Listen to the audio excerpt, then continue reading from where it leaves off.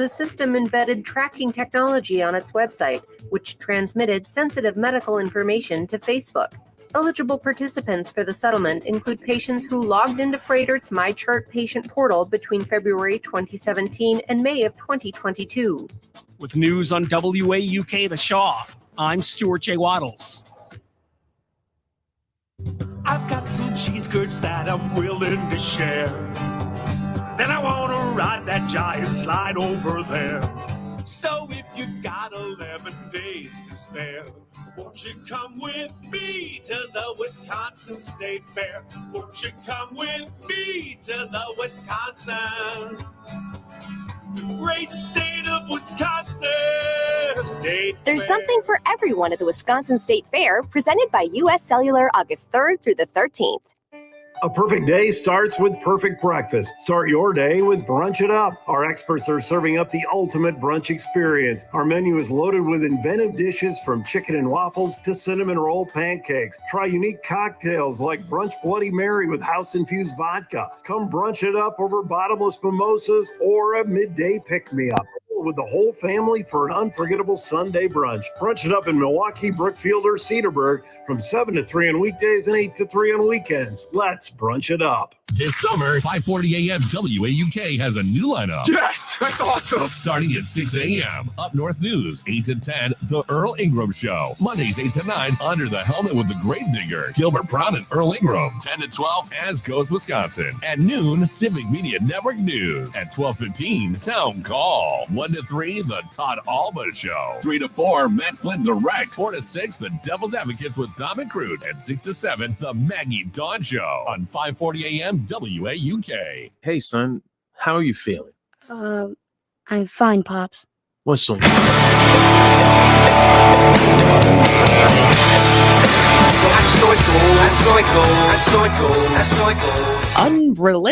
Unrelentlessly positive. Innovative. Innovative? Whatever.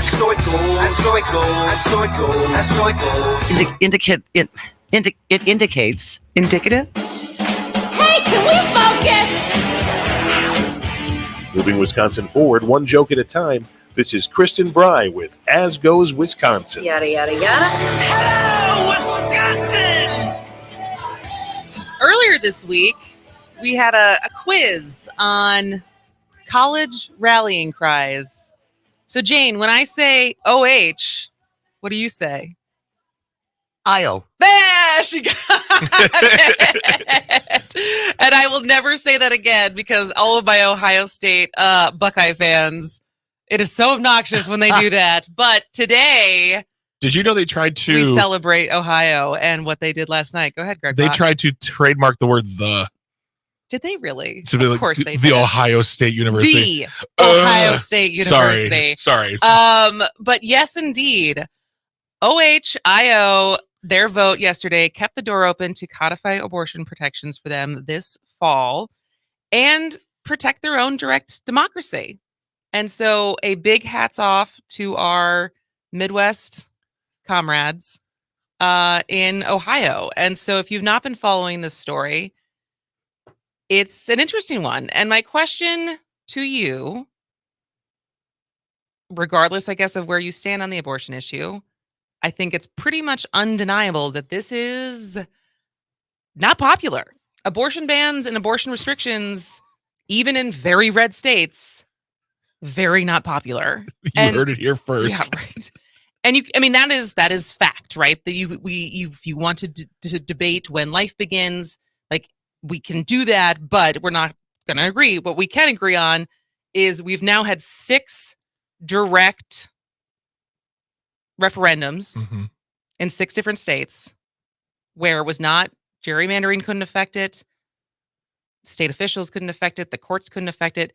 But when people went to the polls and said, we want reproductive rights, we want access to healthcare, we want access to abortion as healthcare.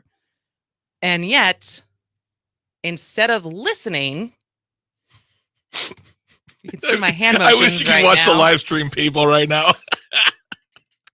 They being anti-abortion GOP elected officials, their answer is not, instead of to listen and to understand that this is not what they do, or they are not on the right side of the popular vote on this, instead try to do what they tried to do in Ohio, which is move the goalpost. Yeah, well, just go around the voters.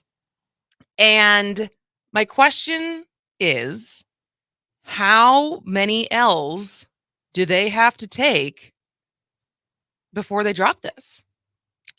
844-967-2789. That's 844-96. Party. Thoughts, Jane Matnair, Greg Bach? I'll let Jane speak first. They can't. They are the literal embodiment of the dog that caught the car. They've been running on this for 40 years, 50 years. We're the party of life.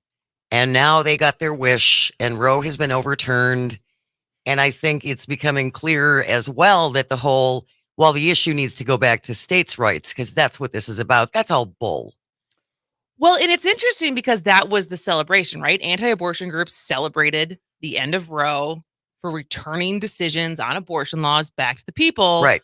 But it turns out they aren't too thrilled about the prospect of statewide elections, which again and again and again now has proven that the voters don't want this. And so when you return it to the states and not the state legislators and the lawmakers or the courts, but the actual people, Kansas, Kentucky, Montana, right, Ohio, and now Missouri Republicans are also pushing the same rules change as Ohio for there, because they also have direct referendum.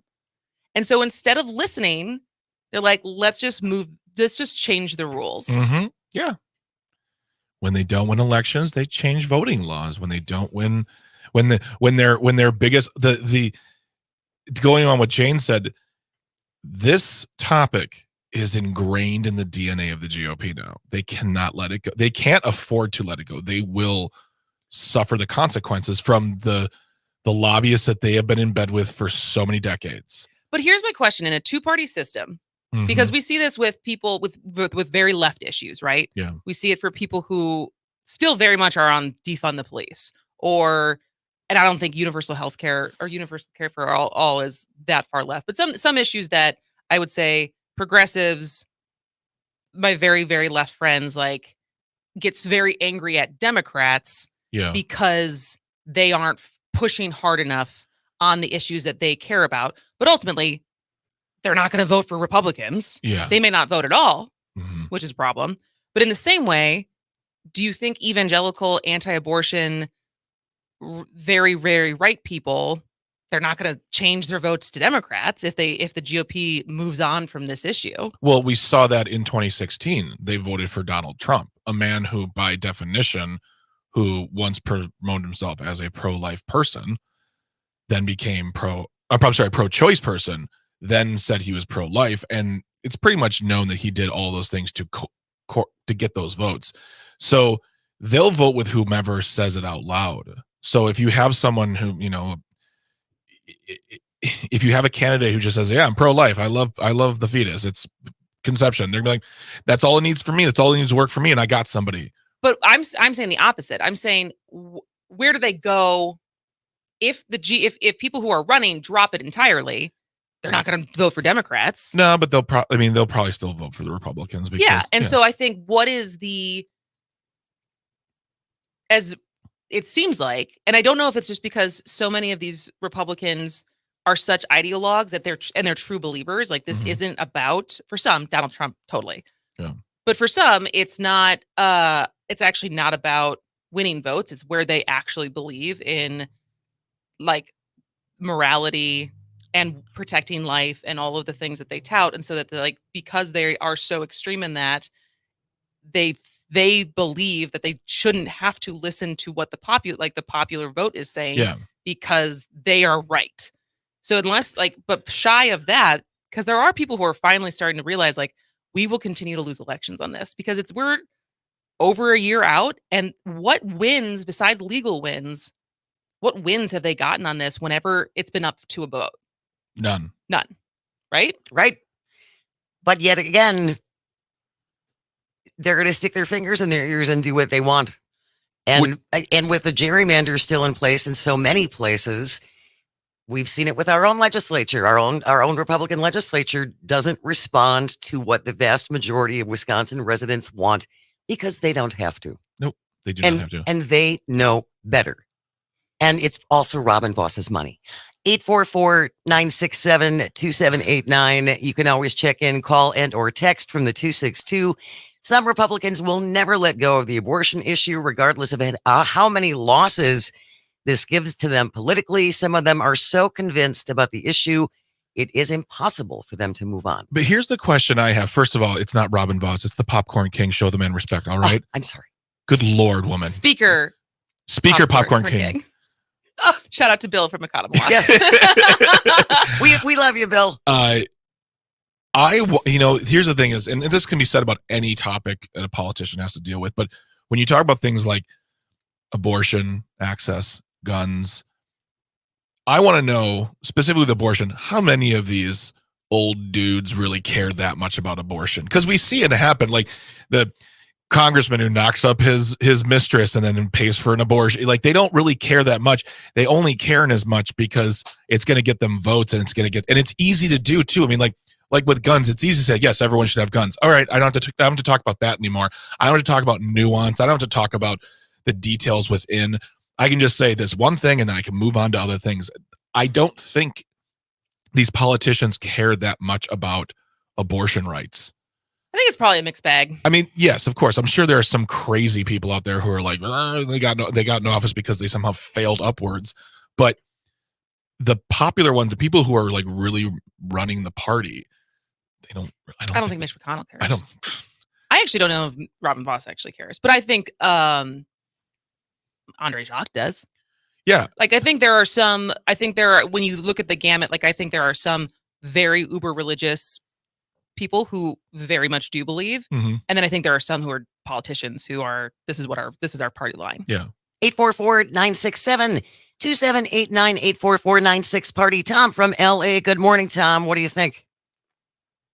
Good morning. First off, we the people ultimately are the government, and we must never forget that.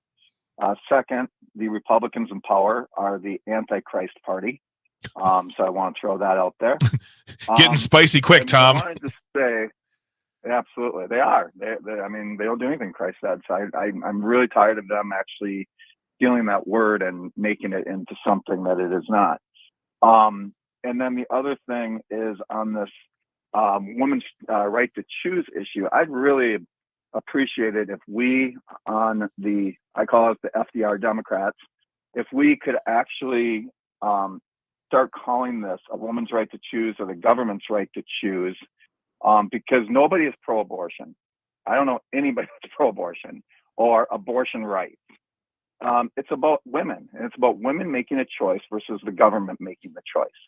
And I don't want government involved in a woman's right to choose. It's between her and her partner and their doctor. And the thing is, there's a lot of women, 80%, 90%, but you're an example, Kristen. You're actually going to have a child. Mm-hmm. So that was your choice. But the thing is, it wasn't like, oh my God, the media does it all over the place. They either call them pro-life or they call them, what's the opposite of pro-life? Pro-death. They're the pro-death party. If you're going to be pro-life, you have to be pro-life in all circumstances. So the thing is, I really want us to get this wording correct, because it is about a woman's right to choose or the government's right to choose. Now, if you're a person that wants government and a bunch of men in government choosing for a woman what to do with her body, whether that's to actually have a child or not, terminate a pregnancy or not, that's up to the woman. But it's not a pro-abortion stance or a anti-abortion stance. Yes. Words matter, and that is a very good point, Tom. Thank you, as always, for the call. If you have thoughts on this topic, give us a call, 844-967-2789. That's 844-96-PARTY. We will keep this topic going of Ohio and their vote last night and what it means for November and 2024. This is As Goes Wisconsin. Maybe I'd better go home.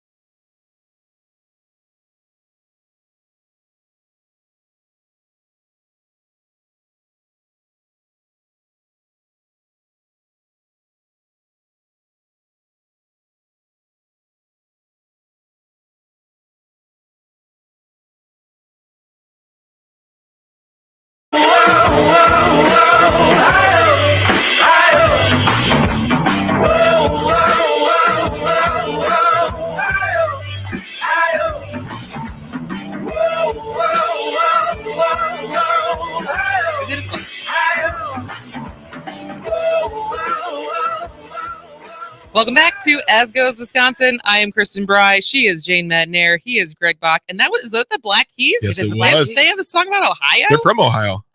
Yeah. Did not know that. That makes more sense. Yeah. It makes all the sense now. But you don't have to be from a state to celebrate sing about it. Yeah. Plus, I just love the Black Keys. I also love the Black Keys. They're just so cool. I would walk out of a room if they walked into the room. Be like, I'm not cool enough for this. I can't. That's how I felt about being in Toronto. I'm too ugly for Toronto. Just too ugly for Toronto. The place is beautiful. So beautiful. All right, we were talking about something else. Sorry. 844-967-2789, 844-96-PARTY. We're talking about the big vote taken in Ohio yesterday from the 608. Pro-life people aren't as scary as the abolitionists. They openly want to criminalize women. That is what this is all about. John from the Fall says, for the most part, Republican politicians don't really care all that much about abortion rights or gun rights.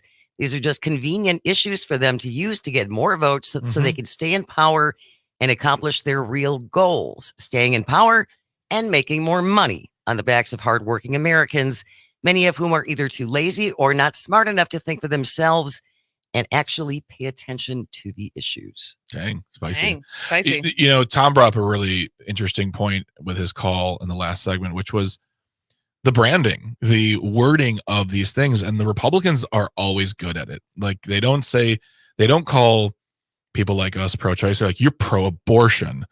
That hits. You're like, oh, that hurt. I mean, you know, like, yeah, I'm totally pro-abortion if you need to get it or if you want to get it. But it also just sounds in context of a press conference like they're really good at the messaging of what they stand for versus us, where we liberals tried to make as many words as possible to explain what we're trying to say. Yeah. Like I just did here. Yeah. Well, if you're new to the conversation, we were talking about yesterday, Ohio's vote to keep the door open to codify abortion protections. They turned out, and you know, what was surprising is no one knew what the turnout was going to be, which is also, I think, something to celebrate in the same way when we had such great turnout in Wisconsin for the Supreme Court race in April, which is, you know, notoriously low turnout when we talk about what the margins people have won by in the past for Supreme Court seats and nonpartisan races in the spring. So like another takeaway I have from this is just the fact that they did this on purpose. They did an August vote thinking that there would be low turnout. Absolutely. And there wasn't. And it also, I mean, it was 58%. It was 57%. 57% of and in Ohio, that is a big margin. I think it was 15 points that they passed yesterday on issue 1, which was a ballot initiative that asked voters if they wanted to raise the threshold for amending the state constitution from a simple majority, so 50% plus 1, to 60%. And it wasn't explicitly about abortion rights, but this was they only introduced doing this after the fact that there's going to be a ballot measure in November that Ohioans are scheduled to vote on an amendment that could protect abortion, where as of right now in Ohio, as far as keeping track of what is legal where when it comes to abortion rights, they have their law right now there has a 6-week abortion ban. It is also currently going through the court cases.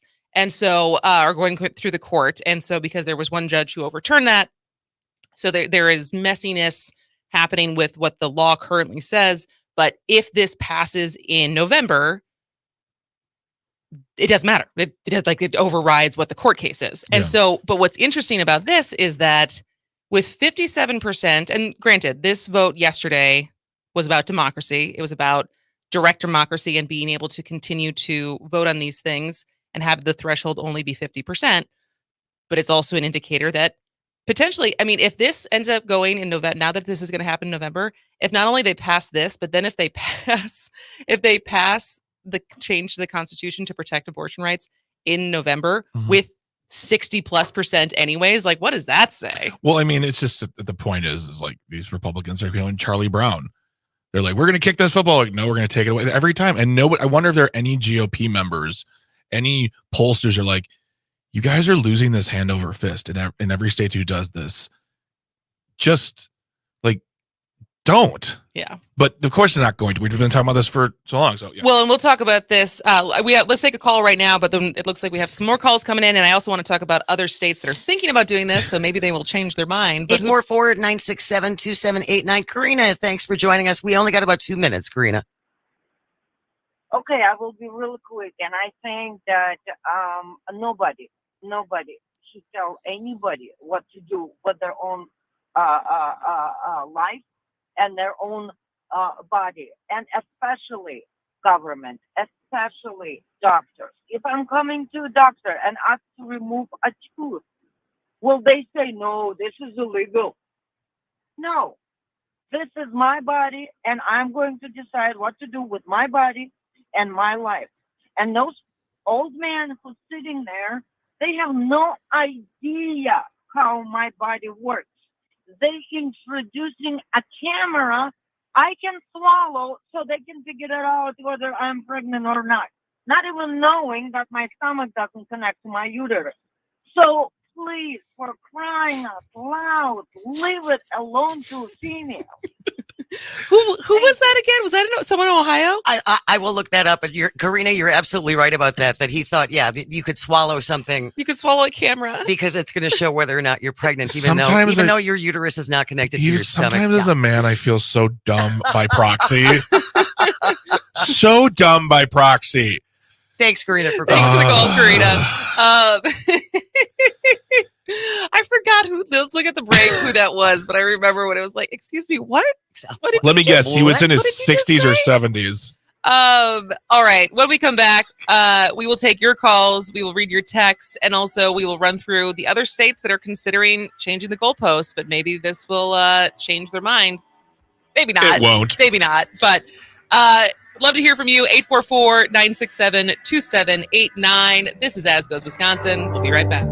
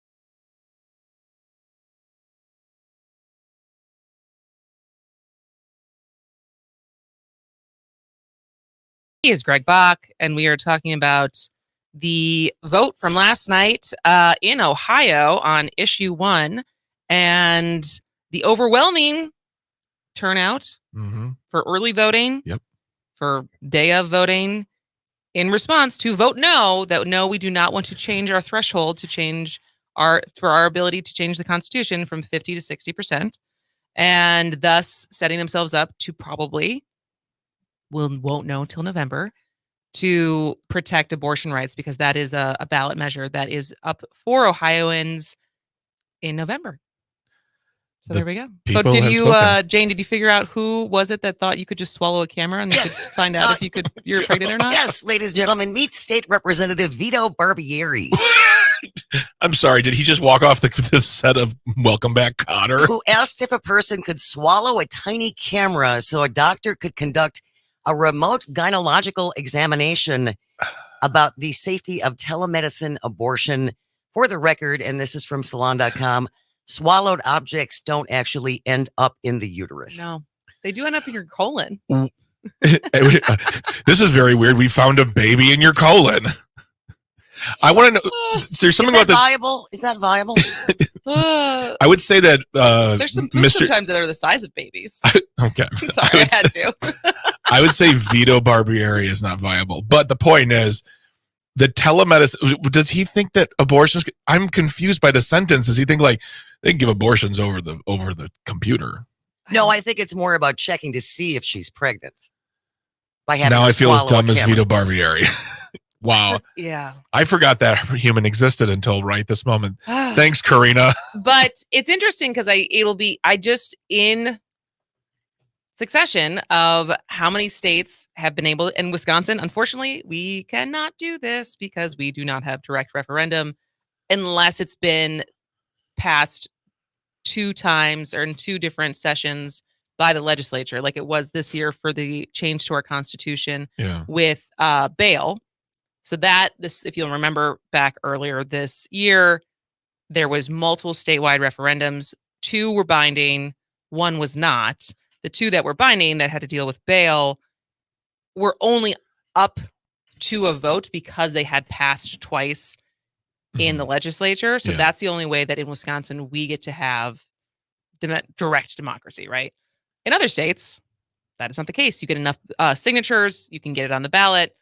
California is very famous for this, and they get it all the time. And, there's arguments, I think, for some people on whether it's a good thing or a bad thing, because it's just another way for a lot of money to be involved. Because if you'll remember, if you knew, maybe not surprised by this fact, but guess who was a huge funder of trying to get issue 1 passed in Ohio? Is his name Dick? His name is Dick. Huh. Last name Uline. Yeah. The guy who lives in Illinois. Lives in Illinois, spends a lot of money on Wisconsin politics, and apparently now Ohio politics as well. And I have to say, I thought it was just hilarious because I can't remember which Ohio representative was screaming about all this outside money coming in to defeat this, this issue. This is terrible. And then we have, of course, Dick Uline, who is funding it. Well, and there was a lot of DC money. There was other groups that were funding to vote no on it. Like the first time I think I heard about this, Crooked Media, Pod Save America, the different podcasts I listened to, they were advocating like vote no.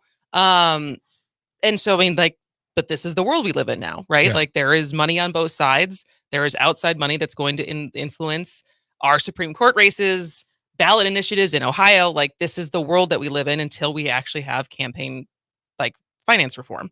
But what's interesting, so other conservative-led states have been looking to take a page from Ohio's playbook and raise the barrier for voter-led initiatives, including Florida. Florida Republicans have weighed raising the state's threshold for constitutional amendments from 60 to 2/3 majority. Missouri GOP lawmakers failed to raise the state's threshold to 57% in the waning days of their last legislative session. Arkansas, Idaho, North Dakota, and Oklahoma also considered plans to raise fees, increase the number of signatures needed to get on the ballot, and impose other hurdles limiting voters' power to override abortion restrictions. And Republican lawmakers have made similar efforts to toughen standards for ballot initiatives after voters in several red states opted into Obamacare's Medicaid expansion. And so again, instead of listening to the people, the choice becomes, let's just change the rules. And why are we putting up with this? And because the thing is, it frustrates me because it becomes clear on single issue matters. Things are so much more gray when you actually talk to people, right? Yeah. And where people land, even if they identify as a Republican, but there's certain issues that they care about more. Same thing as a Democrat, there's certain issues that they care about more. And when you go issue by issue, there's more nuance in that. But then when it comes to having a two-party system and the way that things are set up, you vote, so many people just vote party lines. So it's like, to a certain extent, we have to own it, right? In so many ways, keep putting people in positions where their goal is just to stay in power, so much so that they will take away part of your right to vote.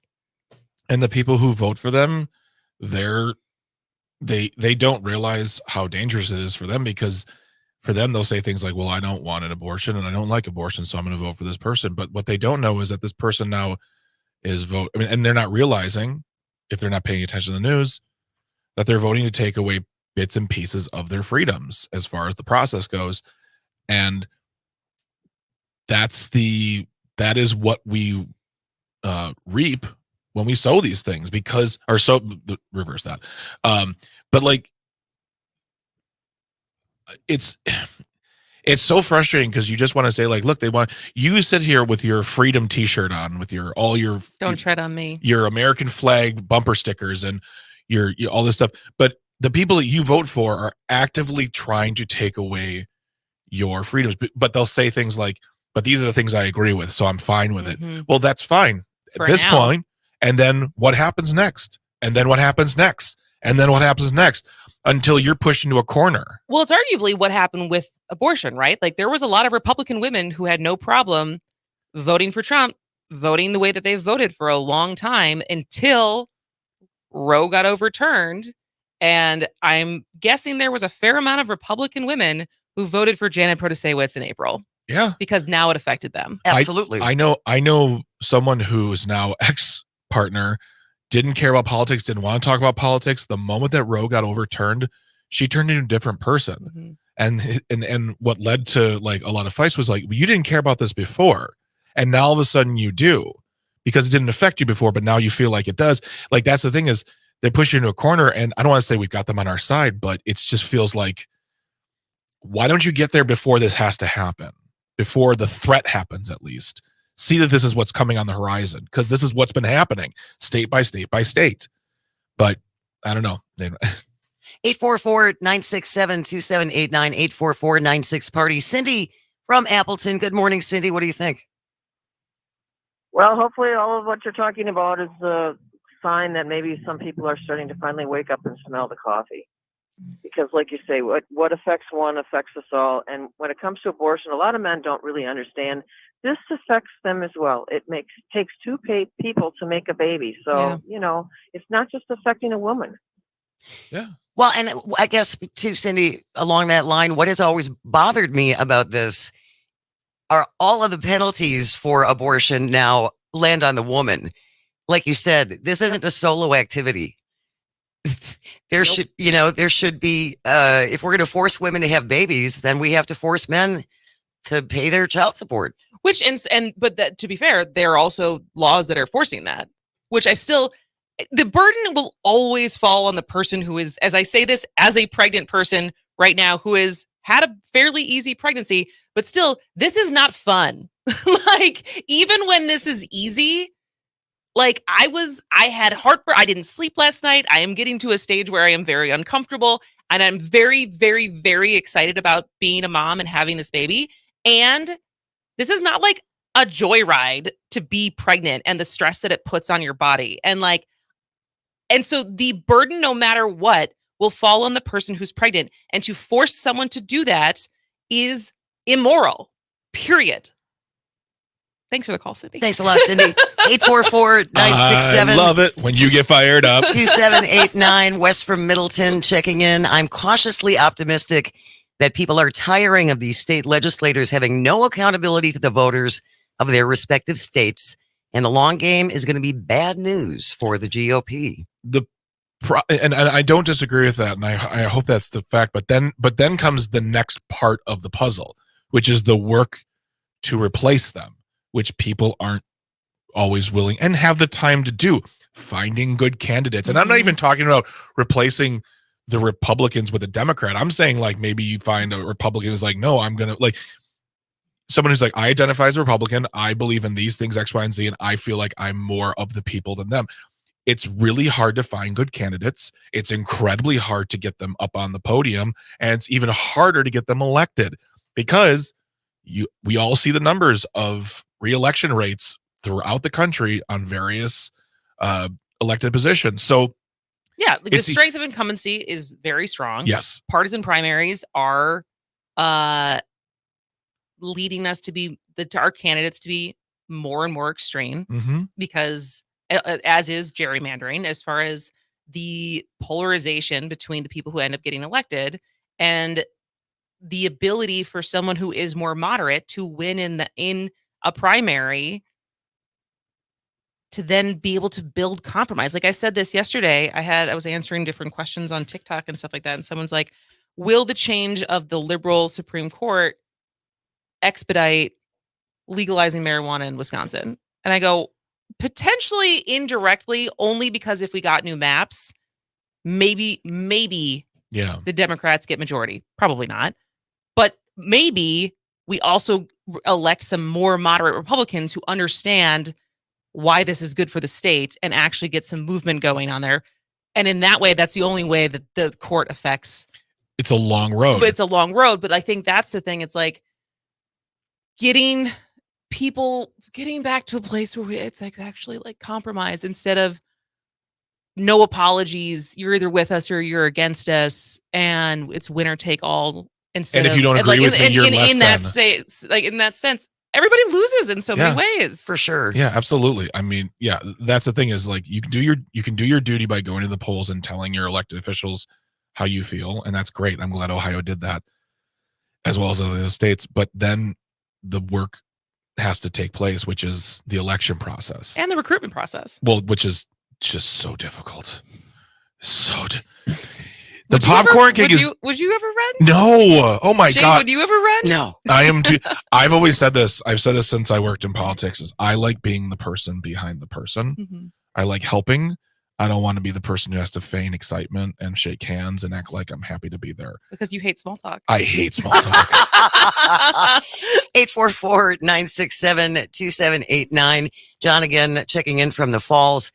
Very famous quote. First, they came for the socialists. I didn't speak out because I wasn't a socialist. Then the trade unionists, and I didn't say anything because I was not a unionist. Then they came for the Jews, and I didn't speak out because I'm not a Jew. Then they came for me, and there was no one left to speak for me. So John says, regardless of whether you call them fascists, Republicans, autocrats, this is what they do. Their game plan is to divide and conquer. Worked great for the Nazis in the 30s and 40s. They have already gone after unions, socialism, women's rights. Now they're going after immigrants and the LGBTQ community. What Republicans who support these MAGA people don't realize is once they've isolated all these other groups, they're coming for you next. Yeah. Strong text to end.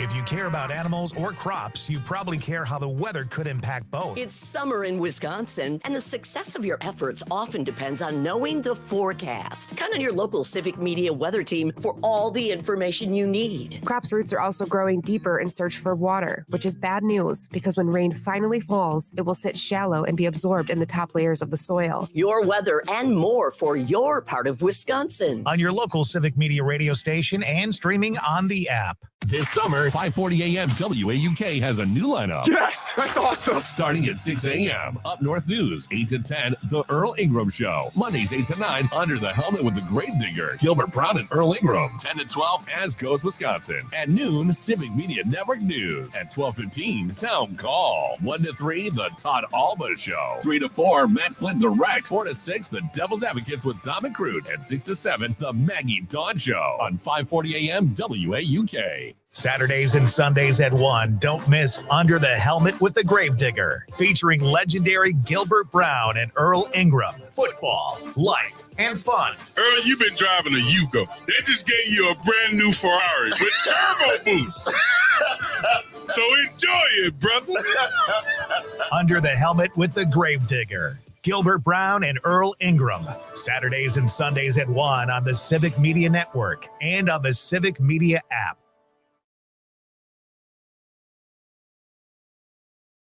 Here's your updated forecast on the Shaw.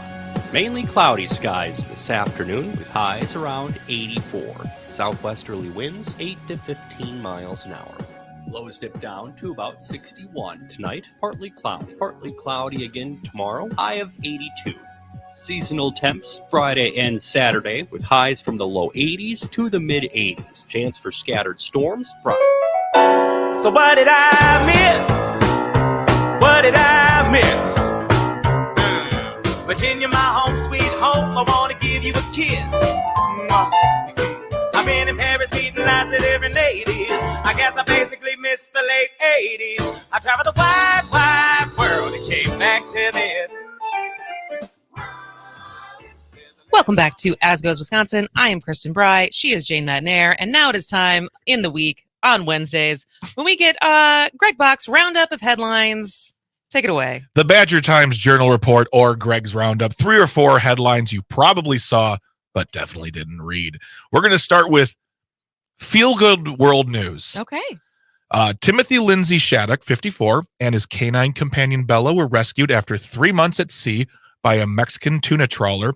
What happened when they happened to spot their stricken vessel in the vast expanse of the world's largest ocean? And it got me to thinking, is the Pacific Ocean the largest ocean, Kristen? I think so. I think, yes. I mean, isn't the largest ocean the ocean? Isn't there just one ocean? Can't we all be together? It really makes you think, man, who are we but a rock swimming in the largest ocean of all, the universe? Anyways, Tom Hanks is going to play the dude in another Castaway movie. Let's see here. Florida news. Oh, great. Florida news. Tampa Mayor Jane Castor made a big catch while fishing the Florida Keys with family late last month, spotting and hauling in a package containing 70 pounds of cocaine. It's a lot of cocaine. It's a lot of cocaine. Or as a British actor once said, cocaine. With an estimated street value of approximately $1.1 million. That's so she fished it in? She fished it in, she pulled hooked it. She put, yeah, and there's like, yeah, it's hilarious. Which here's the thing is, I think Florida should change their state motto from "In God We Trust," which, by the way, pretty basic Florida. Okay, change it from "In God We Trust" to "Land of the $1 billion lottery ticket and free range floating blow." So, yeah, and that $1 billion ticket was sold at a Publix. One ticket in Florida. Yep, must be nice. I hate Florida. Let's see here. Let's see. Hollywood hot actor news. Megan Fox will release a book this fall, but not a memoir or a gritty novel. Miss Fox will be releasing a book of poetry, and I think I can gather the main topic from the title of the book, which is called, and this is for real, Pretty Boys Are Poisonous. And if this is the case, Miss Fox, might I suggest non-pretty boys, funny boys, chunky boys, boys who love Lego, And I can tell she's really getting into the poetry vibe because when asked about the theme of the book, she said, I spent my entire life keeping the secrets of men. My body aches from carrying the weights of their sins. Is that a poem or was that her Real answer. That was an It's answer. her answer. And I'm just going to reiterate, Megan, listen to me. Chunky, funny, Lego boys. We are all you need. Trust me. Stay away from the pretty poisonous Yeah, ones. seriously. Pretty boys are poisonous We'll and eat boring usually. We'll eat your leftovers. We'll cuddle you good. You will never be bereft of a foot rub. Good word. Thank you. And then finally, last one here is, let's see. Yep. Okay, cool. Last one of my news roundup. President's child news. 80 years ago, then U.S. Navy Lieutenant and future U.S. President John F. Kennedy, don't know if you heard of him, heroically swam between Pacific Islands to help save the crew of his torpedo boat that had been destroyed by a Japanese warship during World War II. On Wednesday, his daughter, Caroline Kennedy, now U.S. Ambassador to Australia, recreated a portion of her father's feat, swimming about three quarters of a mile, 1.2 kilometers, in some 30 minutes between two tiny palm fringe islets in the Solomon Islands. That's right. You heard it here, folks, on the Badger Times Journal Report, a subsidiary of As Goes Wisconsin News Corp. A person went swimming. And CNN had to tell us this. The only reason why is because of Kennedy, and we were just waiting for something to happen. We were like, did she get eaten by a shark? No, she's fine. She's fine. She's fine. Her and Robert F. Kennedy just were swimming together because, RFK is still alive. Wait, who's still alive? No, John Jr. John Jr. is still alive. RFK Jr. is definitely alive and certainly running for president. Oh, my God. So that is your weekly roundup, the Badger Times Journal Report. 3 or 4 headlines you probably saw, but definitely didn't read. Good job, Greg. Thank you well very much. Done, Mr. Thank you. Bach. That was good one. I'm trying to think of which follow-up questions I have. The Blow reminds me, did you guys ever see Cocaine Cowboys, the documentary about the drug cocaine trade in Miami in the 70s, 80s? No. First of all, it's a great documentary, but it was similar to that, where basically cocaine was coming up from Colombia and they would just drop it in the ocean, and it was some guy's job to go get it and take it back. And like that documentary is wild. That is actually reminiscent of what they did during Prohibition too. So they'd bring alcohol down from Canada, drop it in international waters where the U.S. had no jurisdiction, and people would just go boat out and pick up this booze and bring it back and do what they need to do. There was a great documentary about Ken Burns' Prohibition. Great one. One of his shorter ones, about 6 hours. There's a lady who talks about the fact that one day there was a bust or something, and then all of a sudden all this alcohol just comes floating up to the shoreline, and they're like, we found a bunch of booze. She's like 80. She's like, we found alcohol and it was great. We had a party. We did some Charlestons. And then I let a man touch my ankle. Speaking of alcohol, Old Style Beer. Oh, yes, indeed. Is bringing production back to La Crosse. Yep. It's a homecoming. Yep. The company will move several of its production lines to City Brewery. The new name of the old Heileman plant. Pabst, which owns the brand, is already planning the celebration for November at the world's largest 6-pack. And now Old Style is near and dear to my heart because that was the our wedding invites. We took an old Style can and made that, and instead of saying Old Style, it said Our Style because we had a fairly untraditional wedding. But the initial reaction is because Chicagoans and the Cubs have very much appropriated Old Style as their beer. But I feel like this now is a declaration. Old Style started in La Crosse. It is Wisconsin beer. It is not a Chicago beer. And I'm embracing this homecoming. Reason number 2,895 why the Cubs suck. They can't have anything of their own. No, they can't. They can't. Is there a team you hate more than the Cubs? The Cardinals. Oh. The Cardinals, because they're just so good. And they're sucking right now, and I don't trust it. Do you trust that the Brewers are doing well? I trust that we're doing well in the worst division. Got it. And the fact that the Reds aren't beating the snot out of us in the standings is beyond me. We're half a game or one game above, and I don't get that. But don't worry, folks. When the weather gets crispy, when the cold comes in, we will definitely crap that bed. Well, on that note, we're going to take a break for the top of the hour news. When we come back, a very popular video game is taking it upon itself to teach kids about the Holocaust. How do you feel about it? 844-967-2789. This is As Goes Wisconsin. Mr. Jefferson, Alexander Hamilton, Mr. Jefferson, welcome home. Mr. Jefferson, welcome home, sir. You've been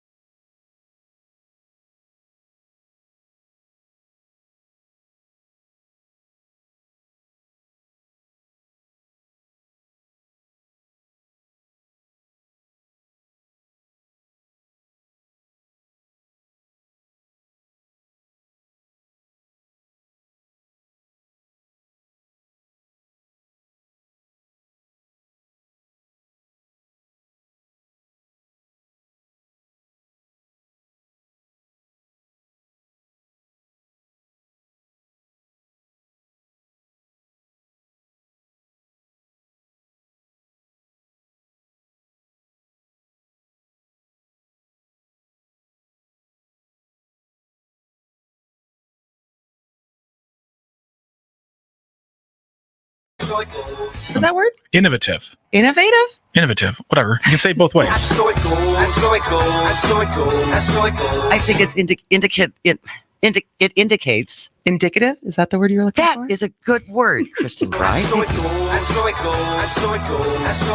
A friend wouldn't make fun of somebody for knowing a word. See, this is what I'm talking about, people. Kristen Bry does not believe in friendship. Moving Wisconsin forward, one joke at a time. This is Kristen Bry with As Goes Wisconsin. Yada, yada, yada. Hello, Wisconsin!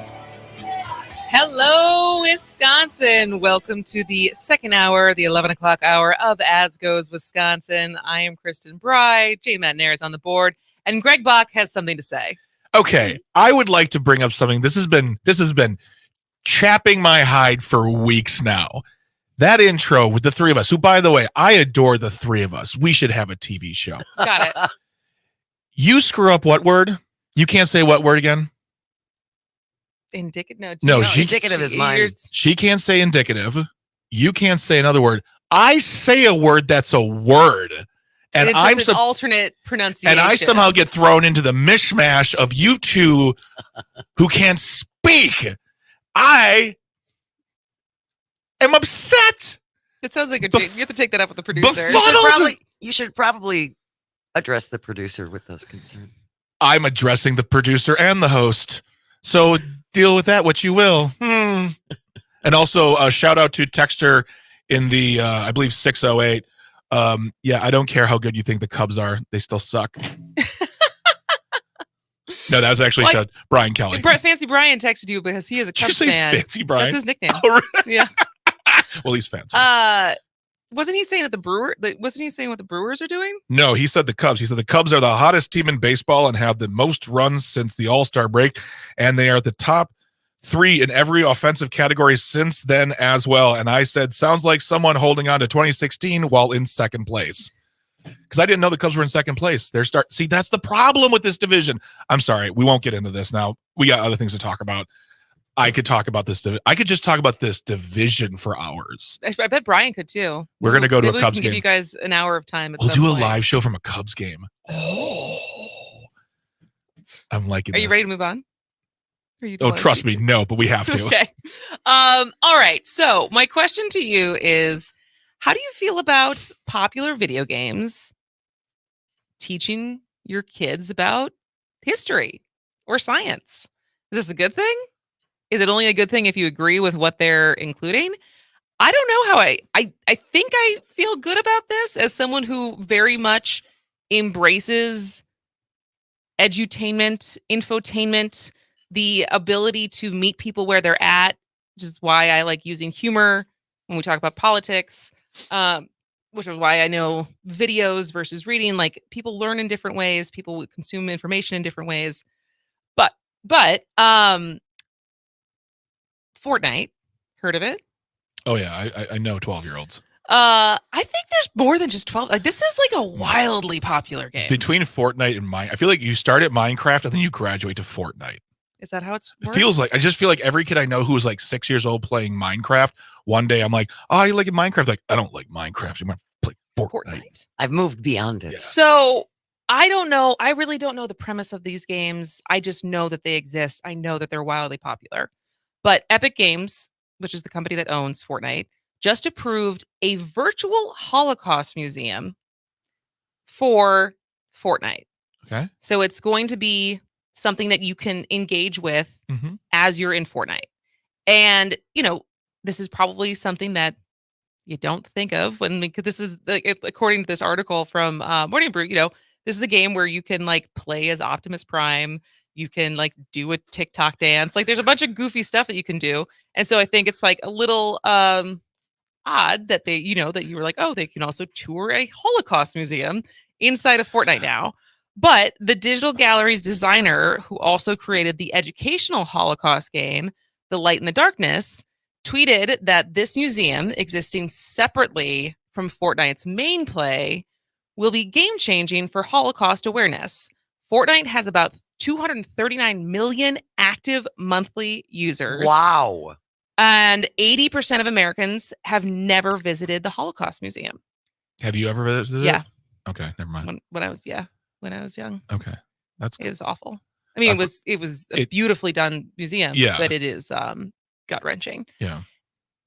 Fortnite players who visit the Voices of the Forgotten Museum, which is what it's called, can walk through exhibits resembling those found at in-person Holocaust museums, minus photos of dead bodies and concentration camps, which would violate the game's age rating.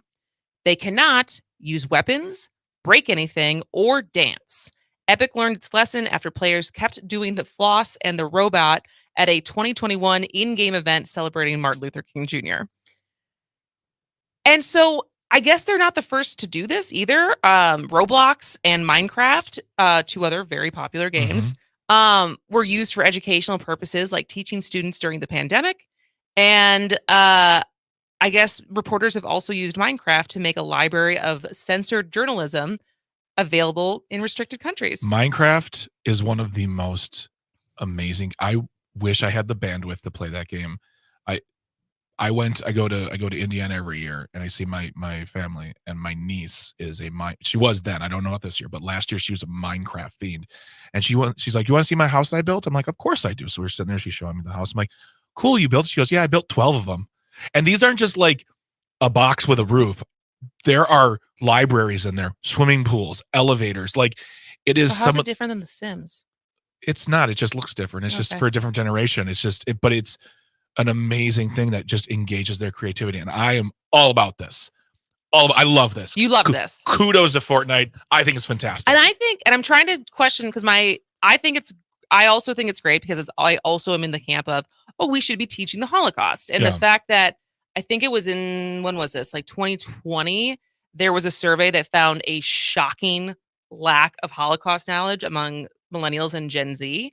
And it same goes with knowledge about slavery. Like there are things that I am very much in favor of being taught, and this is one of them. And so in this specific instance, I'm like, this is great. Good on Fortnite. Yeah. But how would I feel if it was something I didn't agree with and it was available to the, 289 million active users? What is something you wouldn't agree with?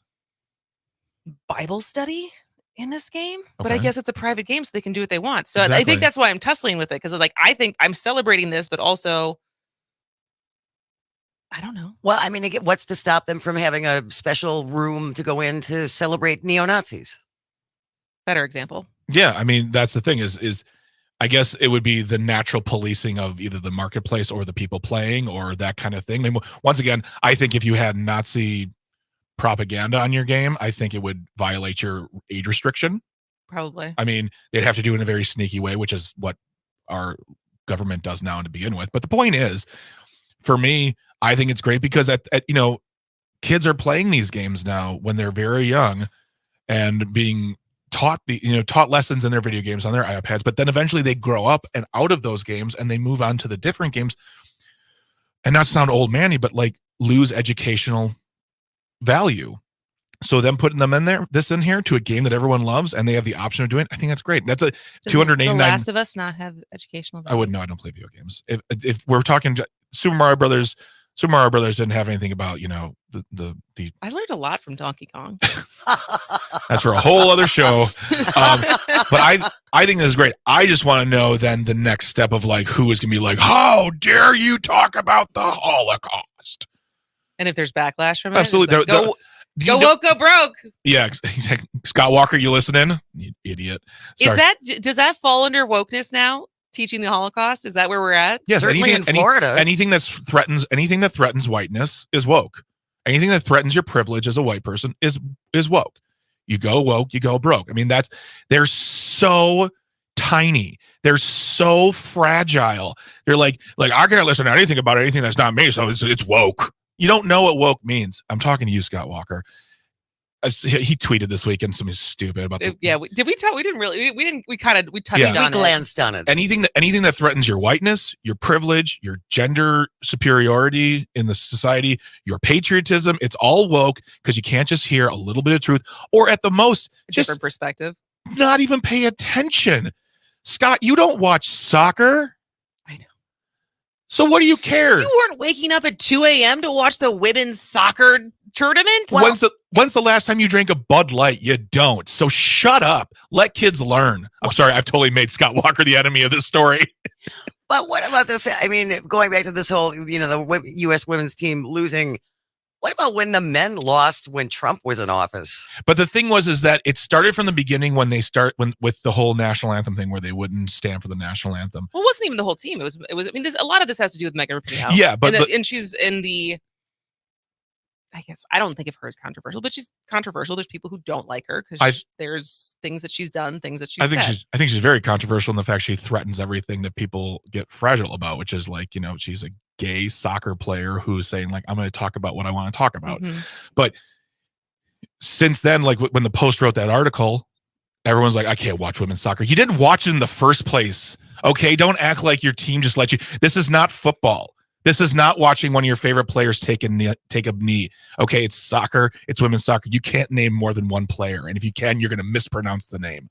So, yeah, I want to see. This is the part of me that loves just punching the bear. I want to see all the angry people come out because they're going to show their faces and like, well, why don't you want kids to learn about the Holocaust? I mean, they've made it so it's watchable by kids. It's an important event that happened. We can't change it. Yeah. Or do you think it didn't happen? I'm not going to name names, but that's the thing is the people who are against this are going to do it in the name of kids shouldn't be learning this stuff. I'm the parent. I should be teaching them. I should be teaching them. Which then good. Teach them. You're not going to because you know nothing about it. Yeah. I did not know this is going to rile you up as much as it has. And it's all on hypotheticals too. Because that was, I mean, I'm sure there'll be some. I haven't seen any yet. But is it harder? Yeah, probably. Because I feel like it's harder to come out and angrily be like, these games shouldn't be teaching about the Holocaust versus how righteous and entitled parents feel like books shouldn't be talking about gender and sex. Because we're just like a prude country. Mm-hmm. But I don't know. What do you think? Should games be taken upon themselves?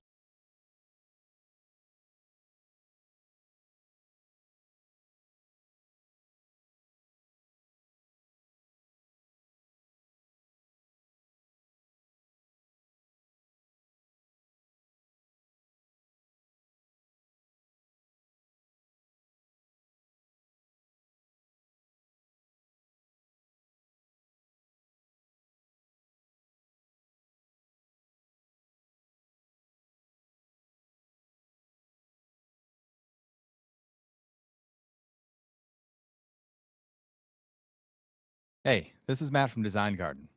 Remember when the internet was new? Back then, you had to leave your house to start a business. Companies used to pay programmers bags of cash to get online.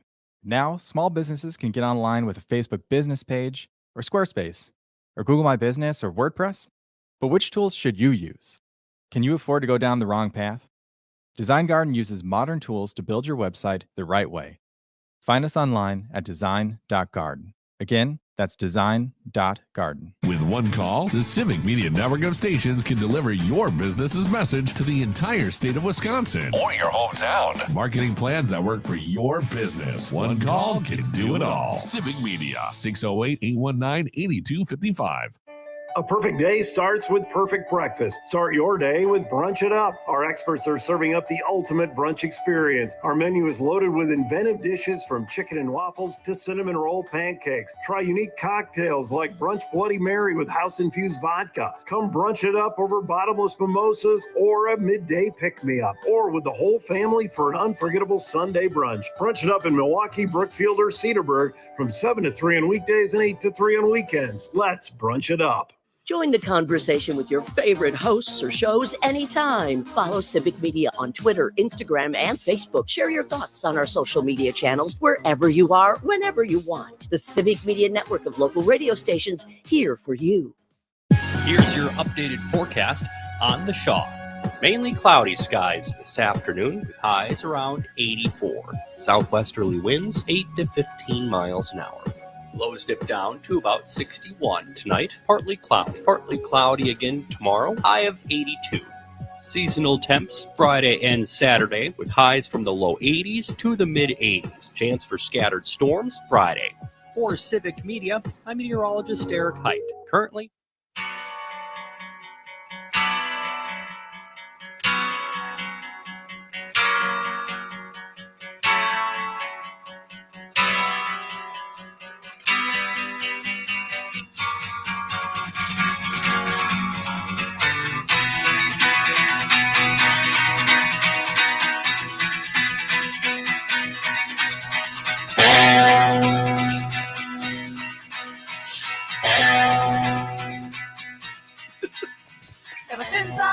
How were you at Guitar Hero, Greg? Did you ever play that game? I hate that game. You hated that game? I hated that game. For anyone who's not watching the live stream, which you're missing you're it. missing out. We always welcome you to watch Pete Greg.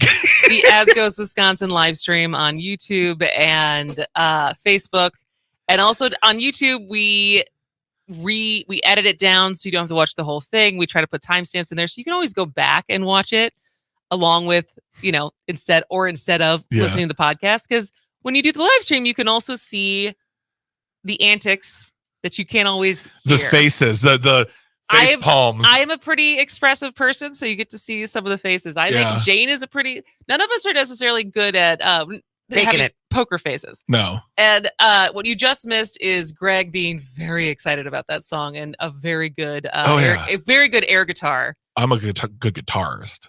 That's what I am. Okay. Not an air guitarist. Respect right me. now you were playing an air guitar. You were not actually playing just now. You win this round. It's kind of indisputable. Yeah. If you put a guitar in my hand, it would work in either way. I don't think I've ever heard you play the guitar. Most people haven't. I don't play a lot of guitar for people anymore. Is it just something you do at home? Something I do at home. I got my guitars at home. I play at home. I got some really nice ones. Trust me, this will take 3 segments. You don't want to ask me more. Okay. We'll cut it out. In the last segment, we were talking about the decision for Fortnite, the very, very popular, I guess, kids game. 289 million. Yeah, so not just kids, but that they, outside of their main play, but they have created a virtual Holocaust museum and I think I do in this specific instance think that's great because there was a study that showed that 80% of Americans have not gone to a Holocaust museum. There's also studies that show in general, millennials and Gen Z don't know a lot about the Holocaust because we're not necessarily doing a great job teaching it.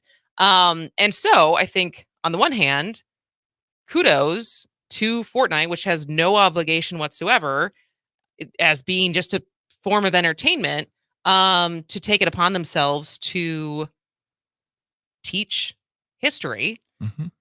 But is it a slippery slope? That is the question. What's the slope?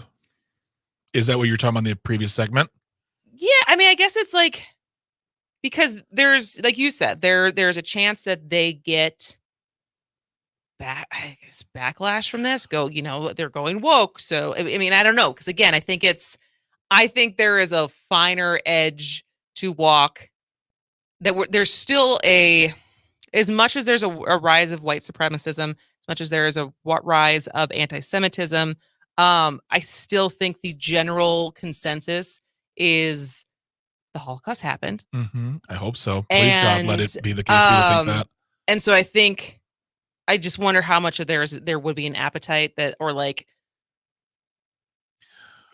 consideration of, well, maybe they shouldn't be talking about the Holocaust versus other topics. Well, I mean, at the end of the day, they'll be able to find out through their numbers how many people actually visited it. That's true. At the end, and there will be in 289 million people, someone's going to be upset.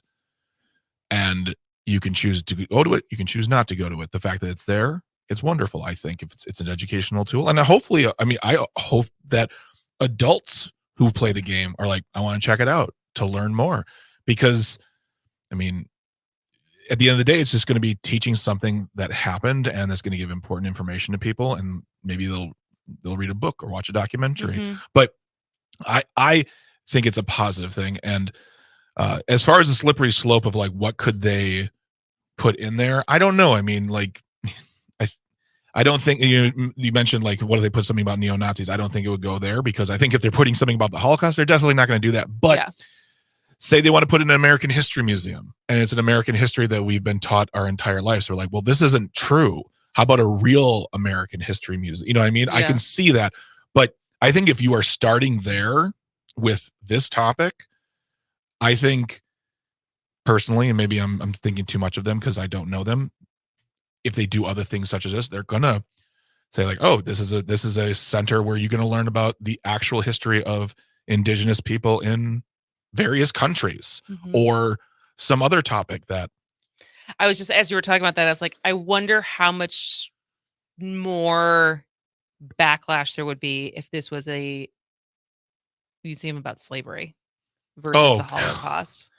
well that's Because that didn't happen in our country. But and granted, this is a game that's played worldwide, so I don't want to say this Yeah. is just super centric in America. Yeah. But I was just thinking as far as how different the reaction would be depending on what the focus of a virtual museum was. Oh, absolutely. I think if it was about the slave trade, I think people would lose their mind. And Ron DeSantis, I guarantee you, and I'm not being, this goes along with the idea of with TikTok. He'd say, well, I want to get it banned in Florida. I want to make it so that people can't play the game in Florida. I mean, that would just be the next step because he is an anti-woke justice warrior. You know that they're now trying to censor parts of Shakespeare? I saw that too. Because Romeo and Juliet's too raunchy. Well, it does get pretty horny, baby. All right, we got to wrap this up because we have a very fun guest in the next segment that I'm so excited to talk about. Taylor K. Phillips is a Midwestern lady from Missouri. She just wrote a book about a conversation starter with Midwesterners. I'm so excited to talk to her. She's also a writer for Last Week Tonight. So I'm so excited to talk to her about that. So stick around. We're going to have a super fun conversation for the end of the show. This is As Goes Wisconsin.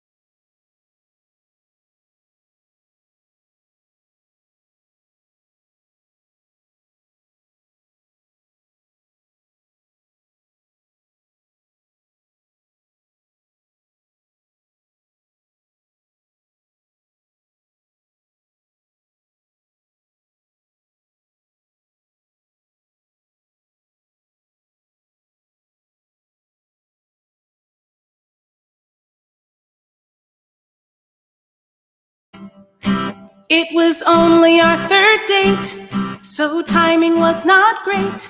But he brought me a cute dog card. It said, "Life's less rough with you." We shared a bottle of Sancerre and some lively conversation before he walked me home. And then we had sex, and everybody knows it. We'll say Welcome back to As Goes Wisconsin. I am Kristen Bry. Jane Madnair is on the board. Greg Bach is here. And our guest in studio is comedian and writer Taylor K. Phillips. And you laughed as soon as that song. Jane, what did you find that was a deep cut for Taylor? Yes, I did. You got to hunt around a little bit, but I found it. So what is it, Taylor? That is an EP that I recorded with my friend Dylan Marcarell, who's an incredible composer. Over COVID, it sustained me. We wrote this comedic love songs EP, but the woman singing that part, because it's a trio that ends up doing it, is Kim Ona, who is a woman I went to college with, who, it's a very long story, but all this to say, she made her Broadway debut in a musical called Anne Juliet with 2 hours notice as Juliet. And it's like one of the most incredible stories ever. And it's so nice. It's like, that's my friend Kim who sang on my EP, which is bananas. Like, we're like, will you do this? We're doing it 3. And I'm glad you played her instead of me, because she is like literally a Broadway singer and I love to sing. And you can tell in my voice that I love to sing. But that's so fun. Is there. The talent. Yeah. Is So that's Kim. She was on Broadway yesterday. She went on as Lady Capulet in the matinee of Anne Juliet on Broadway. So that is so funny. Well, welcome to the show. Thank you so much for having me. So I heard of you because of your new book, A Guide to Midwestern Conversations, or to Midwestern Conversation. But then as I found out more about you, you kind of have not currently, but in normal times, not outside of the strike, you write for Last Week Tonight. You are a comedian. You are a writer. You have written for basically all of the different comedic McSweeney's and all of the things. And you also have this book out, but you're also from the Midwest. So you're not from Wisconsin, though. You are from Missouri. I am from Missouri. I'm from Kansas City. I have my Kansas City Heart shirt on. I know that we're on the radio, but I have a Kansas City Heart shirt on. But I'm acquiring a Wisconsin or Milwaukee shirt tonight before my book event. We have a lot of those. Oh, I love that. We have a lot of really good merch for the state. So let's just start with how the journey from the Midwest to being a writer on one of the most popular political satire shows out there. It's, the thing that I think is the most frustrating, but also sometimes validating, is literally everybody's story and journey to wherever they go in the world of television and film is so, so different. Mine is, I grew up in Kansas City, same house, 18 years. Moved to the East Coast for college, came back to Kansas City to do some like fringe festival sketch comedy stuff, and then moved to New York to do the thing. But in order to do the thing, I needed to have money to pay rent, to eat food while I did the thing. Right? Yeah. And so I worked in advertising for a very long time, and I was doing tutoring and copywriting and all of that. And at the same time taking improv classes and doing stand-up. What was your go-to? Pitt? UCB? UCB. All right. I was a UCB baby. I'm officiating my friend's wedding this on Friday. I met her 3 days into moving to New York. Oh, wow. And we became best friends. And she would have been the most important person I met at UCB, except for the other one I am married to. Yeah. So yeah. I mean, even footing. It's close. It's close. There's different categories. It's fine. It's true. It's fine. It's true. And you know what? And everything with UCB. Like it really set the stage for defunct. Did they survive? No, they reformed, didn't they? They reformed since COVID? I don't know a lot about what's going on with them now. I think they're hiring teachers now and getting the theater back up and reforming some of the issues that and came to light. Reforming situations, maybe distributing the PPP loan that appears to maybe have only gone to like the finance guy. I have no idea what happened. Okay. But yeah, so I was Taylor's spilling the tea right now. This is a little inside. I should let you know because we didn't talk about. I lived in New York. I was more of a Pitt person. Okay. And so that whole community, and I know when everything was blowing up with UCB and stuff like that. So that's why most of our Wisconsin listeners are probably like, what language are they speaking right now? It's United Citizens Brigade. Yes. Right? And this was started, Upright Citizens Brigade. This was started by Amy Poehler. And so it was at least what the Second City is to Chicago Yes. and Groundlings is to LA, UCB was to New York. Do you think that's a fair way to put it? Yeah, I think that's a totally fair way to put it. It's the training ground, it's the building community, it's the, when I was quote unquote coming up, there's like, that was where you got your comedic footing, where you got stage time. In fact, the Pit was better at giving stage time than UCB. Yeah. The Pit, you could just, we Get out. did so much shows. It was like you go and you do shows. And that's, I think, the wonderful thing about New York is there's opportunities to go and like do shows and put stuff up.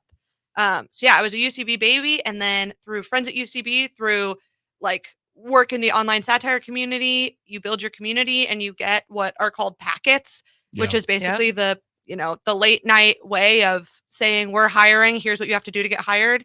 And after, 22, 23 of those, I did a Last Week Tonight one and it made the cut. And fantastic. I feel like so part of everything I've done, like Last Week Tonight, Daily Show, like that is what has inspired me to do what I do here, right? I don't have a writing team, so I don't know if it says, but Last Week Tonight specifically, writing jokes, because that show goes so deep on research. Yeah. And then it is punctuated with like dick jokes. And it's like, it really is the tone and the balance that it strikes. So were you always into politics and political comedy writing, or was it something that like, how did that part come to it? That's such an interesting question. I was always into, I think I had always considered myself a writer that was funny more than a joke writer. Interesting. And part of this is also probably context. My husband is Felipe Torres Medina is like one of the best joke writers I know. Okay. And it's just so And he clean. writes He writes for Colbert. Yeah. Which is a, tight joke show. Yes. Set a punchline. Yeah. Boom, boom, boom, boom, boom. And having the research base that we have at Last Week Tonight, I think that to me that's a better fit because I'm I don't know, like I'm kind of annoying in that you see it, like you see a headline and I'm like, well, that's a little bit misleading. Like I feel like I want to go a little bit more deeper about it. And so with Last Week Tonight, we get to be a little bit, it's like slightly more excruciating and a little bit more actually about what we're actually making jokes about. And because we use a little bit more footage, we can point out things that are like, well, let's tell you what you just saw politically. But also, did you see that thing behind that guy? That's wild. What's that doing there? And so you feel like it was like a perfect fit. Like the way that show is structured is very different than other political comedy shows. And for your type of writing, it's why it's such a good fit. When I was 23 in a class at UCB, we wrote our final project for a late night writing class was to write a script in a style that we thought we could write. And I was like, the only one for me is interesting John Oliver. And I did a lot of other packets. You can tell it's like I did a lot of other packets that were fine, but not up to par. And like this was the fit for my voice. I used to do a show here in the city, a live late night show called the Badger Times Journal Report, which was, and I told people outright, I said, I am taking from Jon Stewart and I'm taking from John Oliver, and it would be correspondence, deep dives on topics, real guests, like political, like we had David Crowley on before he was the county executive. Wow. So like those two shows, and for me now, John Oliver has such a deep sense of being for me, that writing, that message. And the fact is, when you watch him, he barely breaks. He just keeps going. My gosh. He pushes through, where a lot of the comedians can, there's a laughter and they'll say something about the laughter. And he's like, nope, we're just going to keep going. Right. I got 30 minutes. And we don't have time. Yeah. We're talking to comedian and writer Taylor K. Phillips, and we will talk about your book, I promise, because that's why you're here, A Guide to Midwestern Conversation. But I first wanted that. How many times does he practice before he does a live show? Because it truly is a 30-minute, I barely breathe monologue. He's got it, and it varies, and a lot of it that we don't see. Yeah. A lot of it we just go to taping. And I'm not totally sure, but he is. I mean, he's a pro. Yeah. You know what I mean? And that is like that is what he does, and it's amazing that he goes through and we write the show together, and he's so involved, and then he goes out and does it, and then he which is something cool in the late night space. Is like, he works so that's hard. one of the only shows that is just him instead of there's guests, there's correspondence, there is something that breaks up the half hour. Yeah. Versus for that show, it's just you're on. No. And there's a live audience and we're going. And it sometimes it feels like we didn't get enough time. Yeah. Sometimes it's like, oh, there's and then you have to do the Chuck E. Cheese special. So did you write on the Chuck E. Cheese special?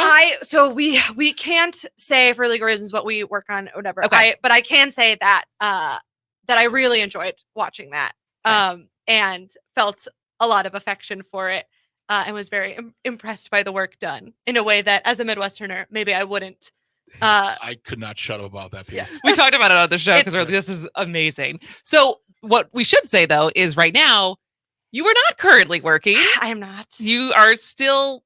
Once the strike is over, that will be your job. But right now you're not. So how is the strike going, Taylor? It blows. Yeah. But it is also kind of awesome Okay. because no one. It's in context, right? On this side of the threshold, which is we have to be on strike, there's no option, right? There is no alternative to this. We made our requests to the studios. They are eminently reasonable.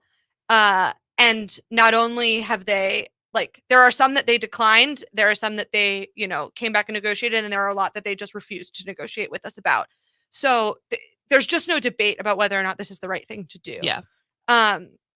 But the idea of agreement among thousands and thousands of writers, a 98% vote in favor of the strike, the idea that SAG now has said, even a higher percentage of their membership, which is much bigger than ours, also said this situation is untenable.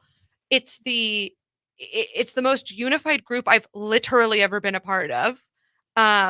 And so to be on picket lines with those people, discussing what is going on in our industry, on social media and whatever with those people, it feels really good because it feels like we're going to win. I don't have any real doubt. Oh, that's interesting. About where this is going, because I really feel like the studios still don't understand who they're messing with. And the army that they have created. They literally can't do it without you guys. Could you tell them that? They don't seem to totally get that. I can't remember. I think it was the chief executive officer of ABC when he came out and said, well, we have a strike-proof season. I said, you just showed how much you don't care by saying, meh, we'll go ahead and just put on reality shows and whatnot. Nothing against reality shows. But when he said that, I'm like, oh, well, you obviously think this is nothing to you. This is nothing to you. Right. And it's there, way up at the top. It feels like those people don't care about making TV. But there are a lot of executives, a lot of suits who genuinely got into this business for a reason. To make TV and to make movies and to as much as you're like, what, to tell stories. And it makes people a lot of money. People love to go see it. Not to be a broken record, but did we all see how many people showed up at the movies? Well, I think about that. I think about The Last of Us. I think about these cultural moments of that even without the same kind of consolidation of everyone watching the same thing, because there's so many different streaming services. There's so many different ways to absorb content, but there's still things that we all get on board with and want to talk about together. Yeah. And a lot of that is really good writing and really good acting. Yeah. And and that's what it is. That's their product. That is the only thing a lot of these people make. Mm-hmm. And we make it. And so we only have a minute left for this segment. Okay. And I want to talk about your book. So when we come back, we'll talk about the other thing that you're doing right now, since you're not writing for the show, and what inspired it, where people can get it, and all of those Midwestern roots that you tapped into for the book. So our guest is comedian and writer Taylor K. Phillips. This is As Goes Wisconsin, and we'll be back in just a minute. And bathrobes too. We ate oysters in our bed, topped it off with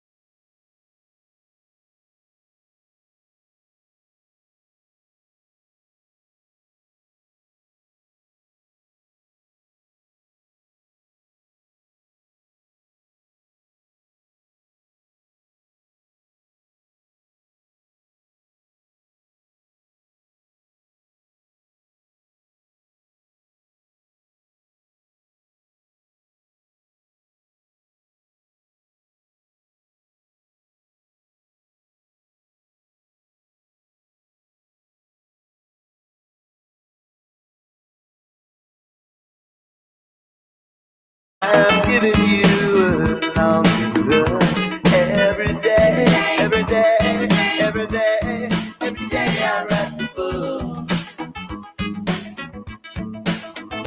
Chapter 1. Welcome back to As Goes Wisconsin. I am Kristen Bry. We got Jane McNair on the board. Greg Bach is here, and we are talking to comedian and writer Taylor K. Phillips. And let's talk about your book, A Guide to Midwestern Conversation. What is it? Well, it is a love letter in 140, I don't actually remember the page number, illustrated pages. It started as a McSweeney's piece. Okay. And it is just at the beginning, like at its nascence, it is things that we say in the Midwest and like what we mean when we say them. It's Like, not, no, yeah, no. yeah, no, yeah, yeah, no, or like, Let me just get around you real quick. It's exactly. Let's switch Yeah, switch right exactly. by. And Oh, like, do you guys say ope in Missouri? It's like we don't realize that we do it. Yeah. And so many people over the course of like the book are talking to have come up and being like, I didn't realize that I did it. Or realize that this is a regional thing that I do. Exactly. That other people don't do this. That's and you probably had had a similar experience where it's like you don't realize that until you move away and people start pointing out things about you that the kind of reaction is, what do you mean? Like, yeah, everybody like how does you say that. the word bag and bagel. Yes, bagel. But it's also yeah. funny how quickly it comes back when you move back. Immediately.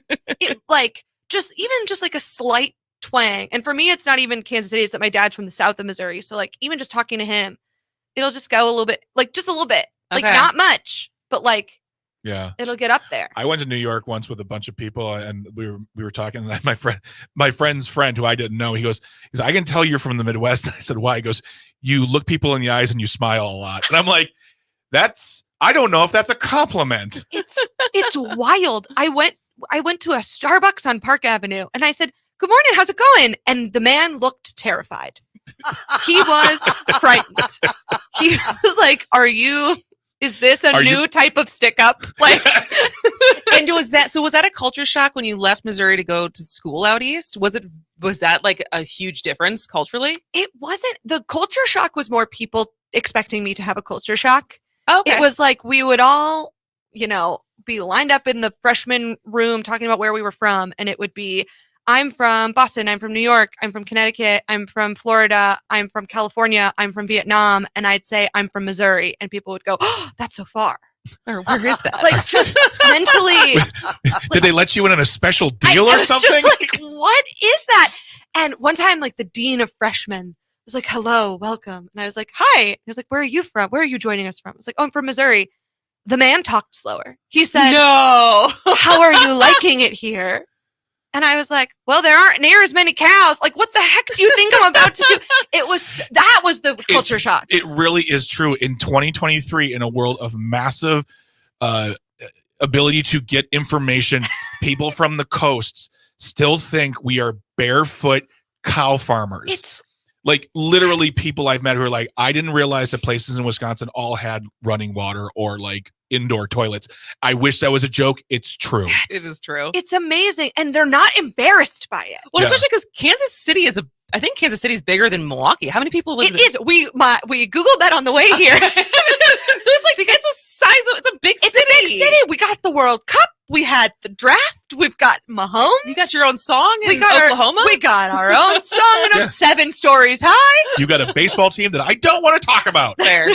We don't. Nobody needs to talk about So it. why? So what was the motivation? Like, was it just because you're like, once the McSweeney's article did well, where you're like, I think this could be a book? I wish that I could say that, but Okay. really it was a bunch of other people saying, this did really well. You should make it a book. And me saying, I don't know. For like 3.5 years. Procrastination. Yeah, procrastination. And when I say people, I mean Very Midwestern. Exactly. I was like, oh, I don't think so. Oh, I think that's a little too much. Dear. Midwesterners, we don't, and I say this with loving heart, born and raised in Wisconsin, we do not think on those levels of like, there's abject failure and complete success. We love to hover in the middle and like, this is good. This is good. Right. Let's not push it. Let's just just stay kind and humble. We got what we got. We can pay our bills. And don't let it go to your head. Don't let it go to your head. Don't talk about your success. Do not forget your raisin. All right. Exactly. Well, that's in one of the initial piece. One of the Midwestern things is like, look at you big city girl. Yeah. Which means you think you're better than me. Oh, we're so good at that. Like, just like, well, look at you in the big city. How is it up there? Is it safe? You know, which again, it's like now I'm stuck between. Which is also funny because then there's layers to that. Because I'm sure from I would imagine, because this is the same dynamic, a similar dynamic in Wisconsin is there's Madison and there's Milwaukee, and then there's the rest of Wisconsin. And there's feelings about that. I would imagine it's similar in Missouri as far as there is more rural Missouri, and then there's Kansas City. Oh, yeah, I'm from the big city. So you're already from the big city, and now you really live in the big city. And so like the layers removed of even the people who are in the big city of Kansas City are thinking like, oh, she's in New York. She's in now. New York. And she works in television. Right. Oh. Like just, and they charge you extra for French fries on the side of your burger there, which is true. And it's redonkulous. But it's now I am caught between. It's like in New York, I'm like this kind of sweet, nice, nobody's met anyone nicer kind of pushover. And in the Midwest, everyone's like, is she for real? This is a cutthroat witch. Really? Like not always, but they're kind of like, oh wow, you're like really, you're direct. You're direct. You're very direct now. Wow. And how much do you feel like since leaving? Like, what is like in your heart of hearts? Where do you feel like the balance is of like you can take the girl out of the Midwest versus you can't take the Midwest out of the girl? I think I said to someone this morning, it's like I'm a Kansas City girl with a New York address, which feels mostly true. But I think that there is. But I operate at a New York pace. Okay. I think I have like the Midwestern sort of understanding, a kind of lack of judgment, which is something I think that is very Midwestern, is like, I think that there's a feeling of what are the rules here? And I will mostly adhere to them. Do we take off our shoes in this house? Yeah.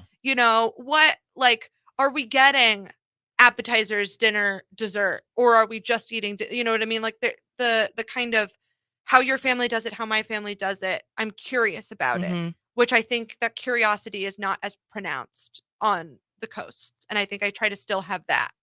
That's a really interesting observation that I would agree with. Right? Like it's something you don't think about until you go places and be like, oh, I feel really strongly about like the way my family does things. And it's like, what a weird thing to say. I would never assume that we got it right. Right. Yeah. It's just like, do we, like my dad doesn't drink. He hasn't drank for 36 years. And like, we go to somebody's house and he brings his diet soda with him the first time.